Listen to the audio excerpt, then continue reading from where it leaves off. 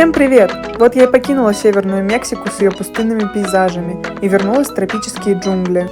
Я так соскучилась по зеленой природе и теплому океану. В этом влоге я покажу одни из лучших мест, которые обязательно нужно посетить, если вы путешествуете по Мексике. Поехали! Ну и посмотрите, какой погодой меня встречает Пуэрто-Вальярта. С тропическим дождем. Ну и жопа. Честно говоря, я уже думала, что дождь не закончится никогда, но на следующее утро была прекрасная погода, и мы с моим хостом смогли погулять по городу. Пуэрто-Вальярта – популярный мексиканский курорт на берегу Тихого океана. Он находится на западе штата Халиско и привлекает туристов своими роскошными пляжами и живописной природой. Город окружен устремленными к небу горными вершинами и расположен на побережье бухты Баия-де-Бандерас. Пуэрто-Вальярта отличается особой архитектурой, где преобладает большое количество колониальных зданий. Кроме этого, характерной особенностью являются ослепительно белые домики с красными черепичными крышами. Также город является очень популярным для ЛГБТ-сообщества. На въезде в Пуэрто-Вальярта так и написано «La ciudad más amigable del mundo», что переводится как «самый дружелюбный город в мире». Этот мужчина делает скульптуры из песка здесь, но сейчас скульптура разрушена, потому что был шторм. Этот красивейший пляж называется Playa de los Muertos, что переводится «пляж мертвых», а произошло название от того, что здесь когда-то сражались пираты за сокровища и переубивали друг друга. Никому сокровища не достались. Такая вот история.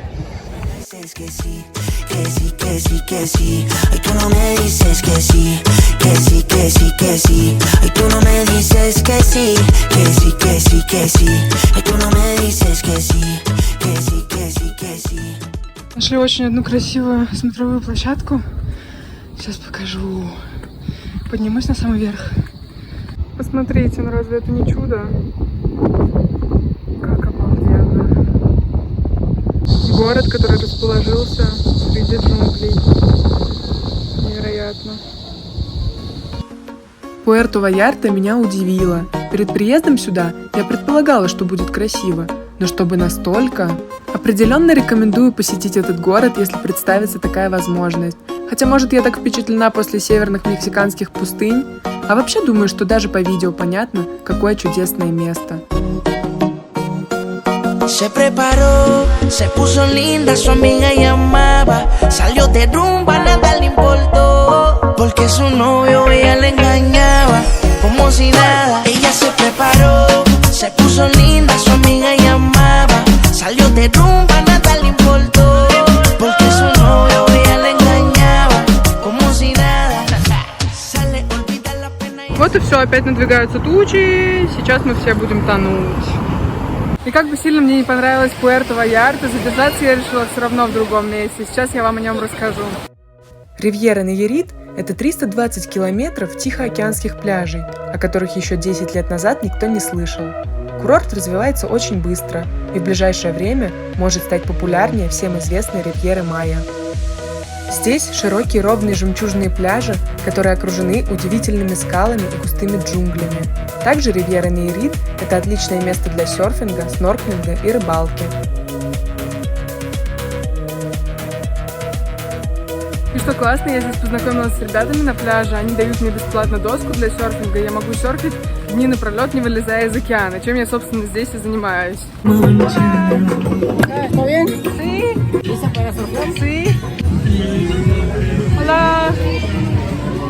Сейчас я иду на один очень красивый пляж в Сайулите, который называется Playa de los Muertos. Да-да, точно так же, как и в Пуэрто-Вальярте. Но здесь его название произошло от того, что рядом с пляжем расположено кладбище. Но это никак не влияет, люди все равно приходят туда, отдыхают, купаются, прыгают со скал, что очень круто, я вчера уже попробовала.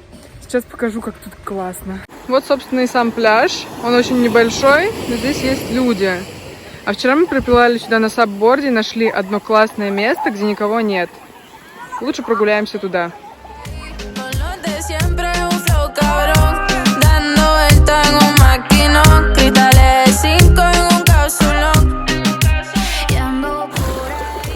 Добраться пешком туда не так-то просто. Именно поэтому я так думаю, что там нет людей. Все ленятся. Но я доберусь. Вот первый уединенный маленький пляжик. Здесь никого нет, кроме пеликанов вот там вдали. А вот и второй маленький дикий пляжик. До него я добиралась примерно полчаса от главного пляжа Суэлиты. А вчера мы где-то за 20 минут приплыли на сабборде. Вот с того пляжа. Что-то я вспотела, пока ползала по всем этим камням, так что самое время искупаться.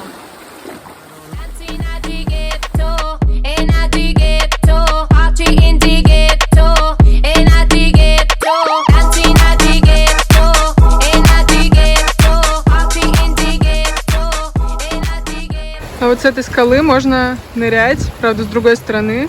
Там очень глубоко, что-то около 8 метров. Мы вчера прыгали, вообще так классно. Только посмотрите, здесь золотой песок. На самом деле золотой.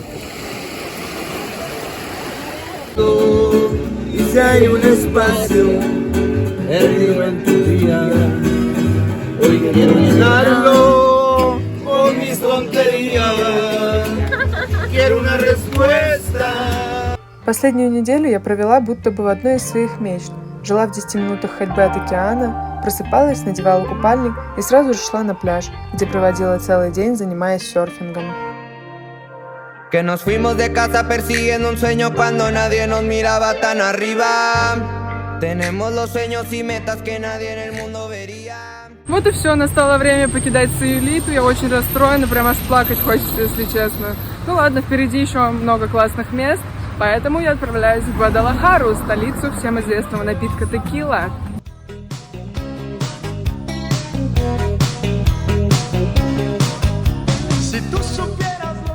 В скольких фурах я не переездила, но это, на мой взгляд, самое просторное.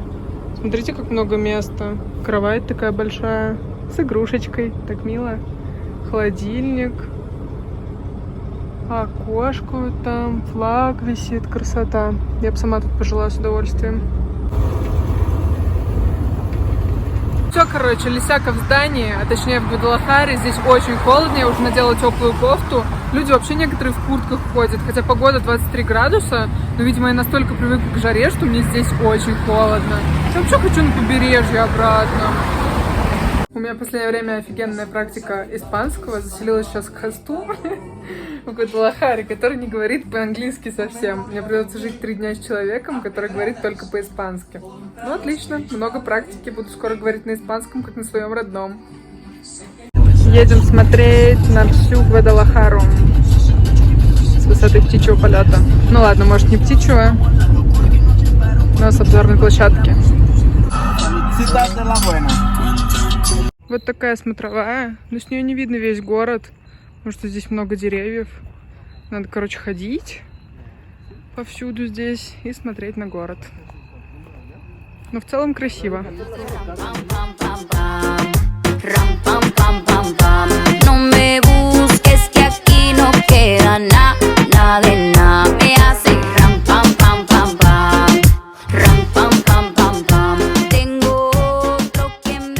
Настало время взглянуть на дневную Гвадалахару. Идем в центр, посмотрим, что там есть интересного. Гвадалахара – второй по величине город Мексики, который за его обилие садов и парков называют городом роз и жемчужиной Запада. Город известен далеко за пределами страны, лучшими исполнителями музыки мариачи и тем, что он является родиной текилы. В каждом мексиканском городе есть вот такой вот меркадо, что переводится рынок. И здесь в Гвадалахаре он прям очень большой, можно найти все, что угодно. Ну что, будем пробовать кузнечиков жареных? Смотрите, целое ведро. Ладно, кузнечиков я есть пока не готова, но готова съесть вот такую большую торту. Здесь они очень популярны. Называется тортас а ла планча. Стоит 55 песос. Попробуем. Капец, она, конечно, огромная. Я съела только половину. Не знаю, как доедать вторую, потому что я уже наелась. Это то, что я люблю больше всего пить. Агуа фреска называется. Не знаю, честно говоря, как они готовят этот вкуснейший напиток. Он есть с манго, с ананасом, с разными фруктами. Я беру со всеми фруктами сразу, вот такую розовенькую. И это просто нереально вкусно. Цена за литр 28 песос, но можно найти дешевле. Скульптуры в штате Халиско, конечно, странные. Что в Пуэрто-Вальярте, что здесь... Вот что это такое? Что это такое?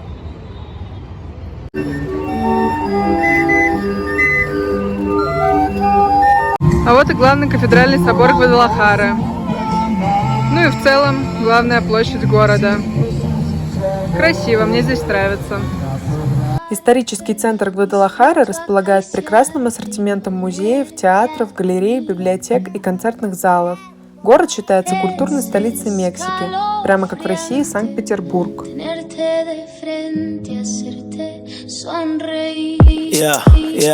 Muchos dicen conocerme y es muy fácil especular y no lo juzgo, eso es humano y natural. Oye, a veces uno cree saber de los demás, pero ni un 20%, es decir, ni la mitad. Todo lo que yo he vivido, ya son 39, aquí de pie yo sigo. No pudieron mis enemigos nada. Oye, y la verdad sacando cuenta mirando al espejo, yo fui mi único enemigo. Del bareto pa' las perco, cada día más terco, sin disciplina para que tenga el talento. Pero Diosito me dio otro. Решила поискать что-нибудь еще интересное в Гвадалахаре и нашла вот такой вот парк. Походу дела здесь будет красиво.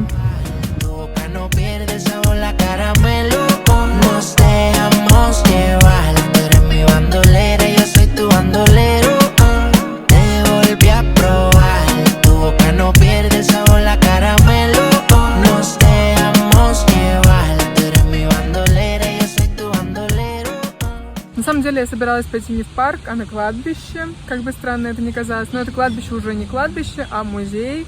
И оно интересно тем, что про него ходит очень много легенд. И про несколько из них я прочитала в интернете. И сейчас вам расскажу поподробнее. Пантеон де Белен, или кладбище Санта-Паула, был построен из-за необходимости в дополнительных местах захоронения для жертв эпидемий. Возможно, именно из-за этого обстоятельства кладбище окутано мифами и рассказами о призраках, бродящих по территории. Одна из легенд повествует о вампире, повадившемся истреблять местное население. Его выследили охотники за нечистью, убили, как и положено, с помощью осинового кола и закопали на кладбище Белен. Вскоре из могилы выросло дерево. Говорят, это пророс осиновый кол. По легенде, дерево нужно беречь, чтобы вампир не выбрался на свободу. Другая история рассказывает о маленьком мальчике, умершем от страха, который не может покоиться с миром и часто выбирается из гроба, выпрашивая у прохожих угощения и игрушки. Это захоронение можно узнать по огромной куче сладостей на гробнице. Местечко, конечно, интересное, мне бы очень хотелось туда попасть, но на входе мне сказали, что туда пускают только с турами, и эти туры проходят в определенное время. То есть одна я туда зайти вообще никак не могу. И хотелось бы, конечно, может, перелезть забор или каким-нибудь там левым путем пройти, но это невозможно, я проверила. Сейчас будет шоу, перелезаем через заборы с Лисякой Ежовой, потому что мой хост ушел, у меня нет ключей, но мне надо как-то попасть в дом. Сейчас я Свете подумаю, что я вор. Уф. Не напороться бы на вот это. Так, полдела сделано. Хорошо, что у меня ноги длинные. Такие вот делишечки. Готово. На этом видео подходит к концу. Надеюсь, тебе было интересно попутешествовать со мной и узнать о Мексике немного больше. Ставь лайк и подписывайся на канал. Будем исследовать этот мир вместе.